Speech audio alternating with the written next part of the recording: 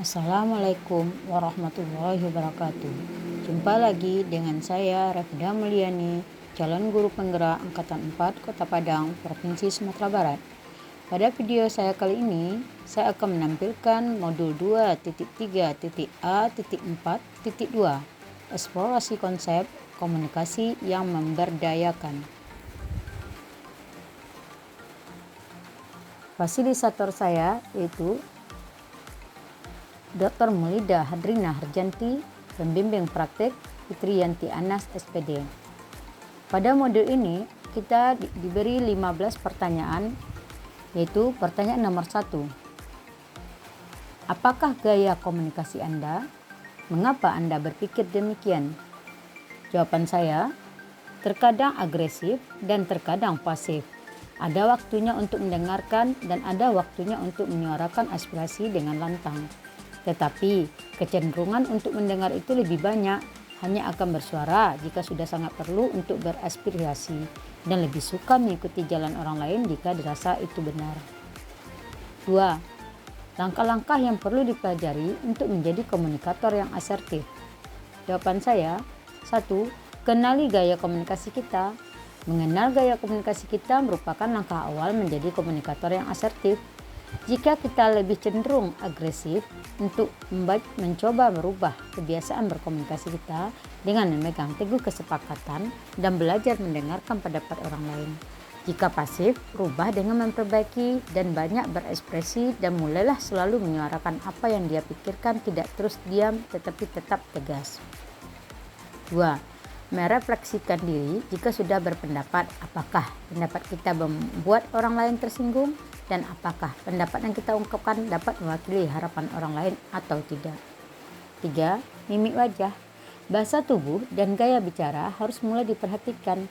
Jangan sampai kita terlihat sombong atau tidak memberikan keyakinan kepada orang lain. Belajar untuk berbicara yang membuat orang lain menjadi nyaman dengan nada bicara kita dan tidak terkesan mengintimidasi orang lain. 3. Apakah yang menjadi tantangan Anda dan apa yang perlu diusahakan dari diri Anda agar dapat melakukan komunikasi yang asertif? Jawaban saya, tantangan. Kekhawatiran menyinggung perasaan orang lain.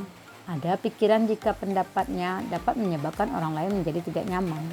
Selama ini, orang selalu berusaha membuat orang lain senang dan menyelaraskan dengan pendapat orang lain untuk menghindari konflik yang terjadi akibat perbedaan pendapat.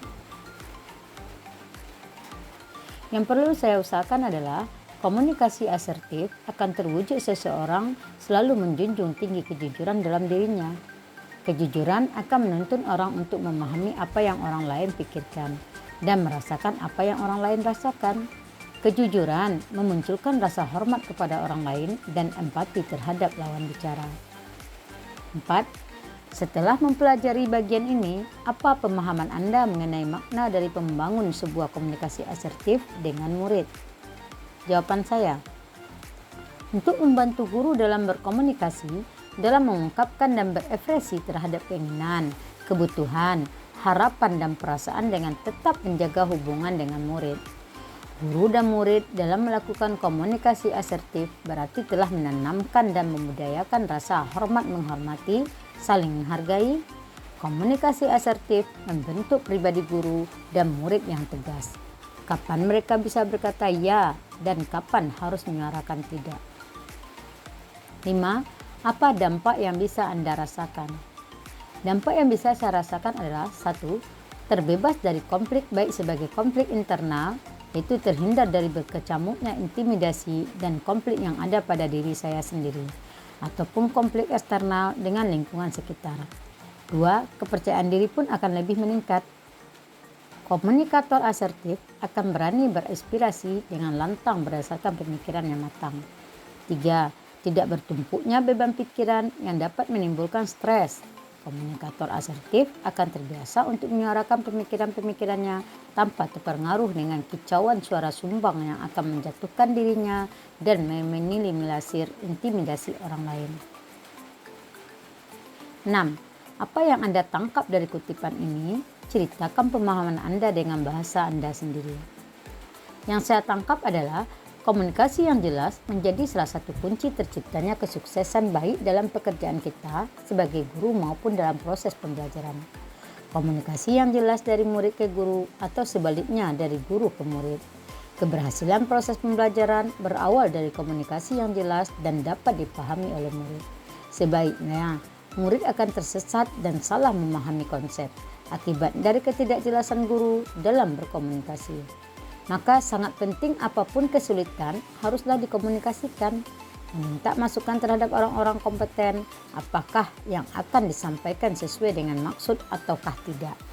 Tidak salah juga meminta kontribusi murid untuk memberi masukan terhadap pesan yang telah kita sampaikan. Apakah pesan yang kita sampaikan dicerna sesuai dengan tujuan ataukah tidak. Tidaklah penting meminta masukan kepada pihak yang tidak mempunyai etikat baik, yang hanya akan menjatuhkan kita saja. 7.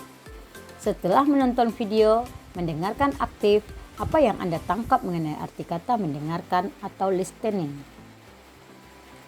Yang saya tangkap ada beberapa definisi tentang mendengarkan. 1. Proses aktivasi saraf pendengaran yang dilakukan dengan sadar dan bertujuan. 2. Proses memberikan perhatian bukan hanya pada cerita, tetapi juga bagaimana cerita tersebut disampaikan. 3. Proses memperhatikan pesan verbal maupun non-verbal. 4. Proses yang memerlukan konsentrasi, keterampilan penting dalam menjaga relasi dan hubungan dan dalam mendidik. 5. Memperluas proses mendengar lewat bahasa lisan, bahasa tubuh kita serta bagaimana kita merespon. 6. Proses untuk memungsikan secara maksimal telinga, mata, dan hati untuk menerima pesan yang baik dari orang lain. 8. Apa hambatan dari diri yang dapat membuat Anda tidak mendengarkan secara aktif? Hambatan yang ada pada diri saya yang pertama, pesan yang detail dan rumit membuat manusia sulit untuk memproses dan menyimpannya. 2. Memutuskan atau menjeda komunikasi di tengah-tengah pembicaraan dengan membuat simpulan atau dugaan awal. 3. Tidak memfokuskan pendengaran terhadap lawan bicara. 9. Apa yang akan Anda lakukan untuk menghilangkan hambatan ini? Yang akan saya lakukan untuk menghilangkan hambatan ini adalah 1. Mencoba memperhatikan secara seksama dan menangkap kata-kata kunci dari pesan yang ingin disampaikan. 2. Menunggu pembicara menyelesaikan pembicaraannya walaupun kita sudah paham maksud pembicaraannya atau tidak setuju dengan pemikirannya. 3. Memberikan kesempatan kepada orang lain untuk berbicara lebih dahulu untuk menghilangkan kesan monopoli pembicaraan. 4. Untuk tidak menganggap remeh lawan bicara dan berusaha menghargai dengan menganggap bahwa lawan bicara kita memiliki informasi yang sangat penting yang dibutuhkan oleh kita. 10. Buatlah 2 contoh pertanyaan terbuka. 2 contoh pertanyaan terbuka. 1. Apa yang menjadi tujuan kamu belajar di sekolah? 2. Coba kamu ceritakan hambatan yang kamu hadapi ketika berada di sekolah. 11. Buatlah 2 contoh pertanyaan yang berfokus pada tujuan.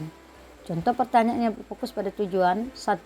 Sebutkan hal-hal yang bisa membantu kamu menjadi juara di kelas. 2. Apa makna sebuah kesuksesan bagi kamu? 12. Buatlah 2 contoh pertanyaan refleksi. 2 contoh pertanyaan refleksi adalah 1. Langkah apa yang akan kamu lakukan jika semangat belajarmu menurun? 2. Hal apa yang akan memotivasi kamu untuk menjadi juara di kelas? 13. Buatlah 2 contoh pertanyaan eksplorasi. 2 contoh pertanyaan eksplorasi adalah 1. Budi mengalami kesulitan dalam membuat puisi sesuai dengan cita-citanya. Syarat-syarat membuat puisi belum dikuasai oleh Budi. Coba jelaskan usaha apa yang akan kamu lakukan untuk membantu Budi dalam menyelesaikan kesulitan tersebut. 2. Menurut kamu, bagaimana cara membuat gambar yang bagus sesuai cita-cita kita? 14. Buatlah contoh pertanyaan mengukur pemahaman. Contoh pertanyaan yang mengukur pemahaman. 1. Dari hal yang sudah Ibu paparkan tadi, apa yang menjadi tantangan kamu dalam membuat puisi sesuai cita-citamu? 2. Jelaskan apa perbedaan puisi dengan pantun. 15. Buatlah 2 contoh pertanyaan aksi. 2 contoh pertanyaan aksi adalah 1. Di perjalanan menuju sekolah, naik bus kamu melihat ada seorang nenek yang berdiri dan tidak mendapatkan tempat duduk. Apa yang akan kamu lakukan terhadap nenek tersebut? 2. Sekolah akan mengadakan kegiatan pelantikan anggota pramuka baru dan kamu merupakan ketua dewan penggalang yang ditugasi untuk mensukseskan acara tersebut. Usaha apa yang akan kamu lakukan dan siapa saja yang akan kamu ajak untuk mensukseskan kegiatan tersebut? Sekian dan terima kasih. Salam Guru Penggerak Indonesia Maju. Semoga profil pelajar Pancasila dapat kita wujudkan di Indonesia dan merdeka belajar. Wabillahi taufiq hidayah. Assalamualaikum warahmatullahi wabarakatuh.